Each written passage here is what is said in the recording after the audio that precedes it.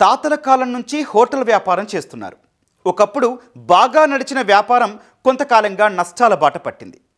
ఎలాగైనా సరే వ్యాపారాన్ని నెట్టుకురావాలనుకున్నారు.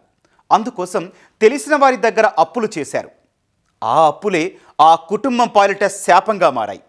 అప్పు చేసి వ్యాపారాన్ని వృద్ధిలోకి తేవాలనుకోవడమే పాపమైంది. ఇంతకీ ఏం జరిగింది?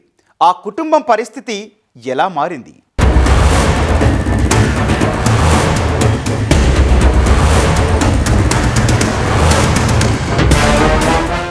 భాగ్యనగరంలో వడ్డీ వ్యాపారుల ఆగడాలు మితిమీరిపోతున్నాయి.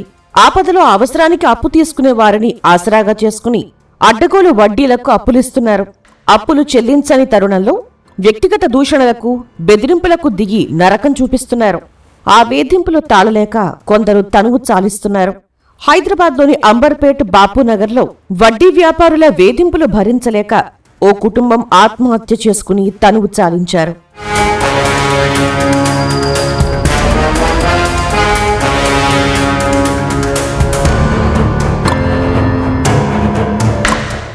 యాదాద్రి భువనగిరి జిల్లా ఆలేరుకు చెందిన రామరాజ్ కుటుంబం 40 ఏళ్ల క్రితం హైదరాబాద్కొచ్చింది.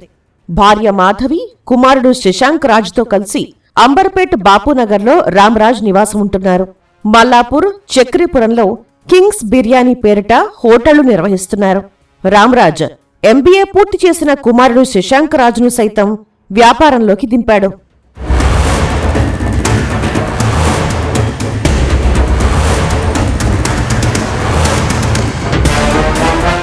మొదట్లో బాగానే నడిచిన వ్యాపారం కొంతకాలంగా నష్టాల బాట పట్టింది.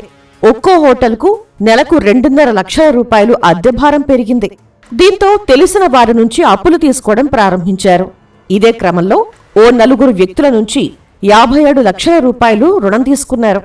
ఆర్థిక సమస్యలతో వడ్డీ కట్టలేకపోవడంతో రుణం ఇచ్చిన 4 నుంచి వేధింపులు మొదలయ్యాయి. పలుమార్లు ఫోన్ చేసి దుర్భాషలాడటం, ఇంటికి వచ్చి నానా హంగామా చేయటంతో తీవ్ర మనస్తాపం చెందిన రామరాజ్, అతని కుమారుడు, భార్య ఆత్మహత్యకు పాల్పడ్డారు. A1 వచ్చేసి Mohammed Vaji, A2 Rajasekhar Reddy, A3 Mohammed Nawaz and A4 Syed Majeed Haider. ఒక 2-3 years నుంచి ఈ చనిపోయే వాళ్ళు రామరాజ్ అండ్ శశాంక్ వాళ్ళ బిజినెస్ కోసము వీళ్ళ నుంచి almost to the tune of 57 lakhs డబ్బులు లోన్ లాగా తీసుకున్నారు. సో వీళ్ళకి కొంచెం బిజినెస్ ప్రాబ్లమ్స్ వల్ల అండ్ ఈ రెవెన్యూ జనరేషన్ వల్ల అండ్ ఈ 57 lakhs తీసుకునేది ఎట్లాగంటే వాళ్ళకి బ్లాంక్ చెక్స్ ఇచ్చారు అండ్ ఆల్సో ప్రామిసరీ నోట్స్. ఆ ప్రామిసరీ నోట్స్ కూడా బ్లాంక్గా ఉంది.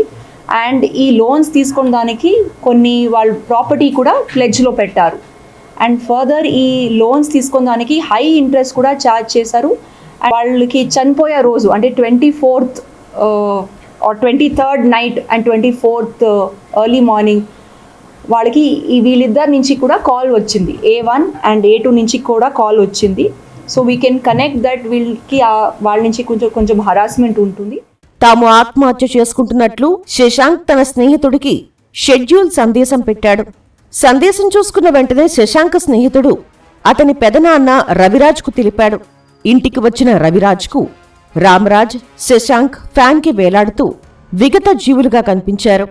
మాధవి బెడ్పై అపస్మారక స్థితిలో పడి ఉంది. దీంతో వెంటనే పోలీసులకు సమాచారం అందించాడు. పోలీసులు మృతదేహాలను పోస్టుమార్టం నిమిత్తం ఉస్మానియాకి తరలించారు. దర్యాప్తులో భాగంగా ఇంట్లో ఓ సూసైడ్ నోట్ లభ్యమైంది. అందులో రుణమిచ్చిన వారు వేధించారని 4 పేర్లను పేర్కొన్నారు. కొంపల్లిలో నివాసం ఉంటున్న కుమార్తె అమూల్య ఫిర్యాదుతో కేసు నమోదు చేసిన పోలీసులు 4 నిందితులను అరెస్టు చేశారు. మళ్ళీ ఆ సూసైడ్ నోట్లో కూడా వీళ్ళు 4 పేరుని కూడా రాశారు దట్ వీళ్ళు లోన్ రిటర్న్ కోసం కొంచెం హరాస్మెంట్ చేస్తున్నారు అని.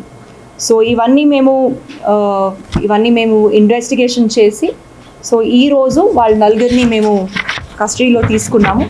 మళ్ళీ వాళ్ళని రిమాండ్ చేసి ఇంకా ఇదికి ఏదైనా నెక్స్ట్ స్టేజ్ ఇన్వెస్టిగేషన్ ఏముందో అది కూడా మేము పూర్తి చేస్తాము. సో అందరికీ తెలుసు ఈ హ్యాండ్ లోన్స్ ఏమేమి ఉంటాయి. చాలామంది హైదరాబాద్లో ఇది ఎక్కువ మా ఇంట్రెస్ట్ రేట్స్కి వాళ్ళ ప్రాపర్టీస్ని అన్నీ ప్లెడ్జ్ చేస్తున్నారు.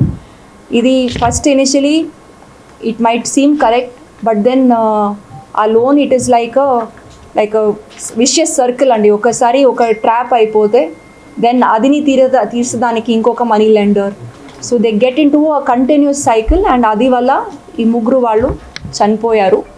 So I request the public that not to go to such money lenders who charge high rate of interest and also not to pledge their hard-earned properties and their hard-earned incomes. So I request public to not fall into this trap. అధిక వడ్డీలతో ఇచ్చే రుణాల పట్ల జాగ్రత్తగా ఉండాలని పోలీసులు హెచ్చరిస్తున్నారు. వడ్డీ వ్యాపారులు వేధింపులకు గురి చేస్తే పోలీసులకు సమాచారం ఇవ్వాలని సూచిస్తున్నారు.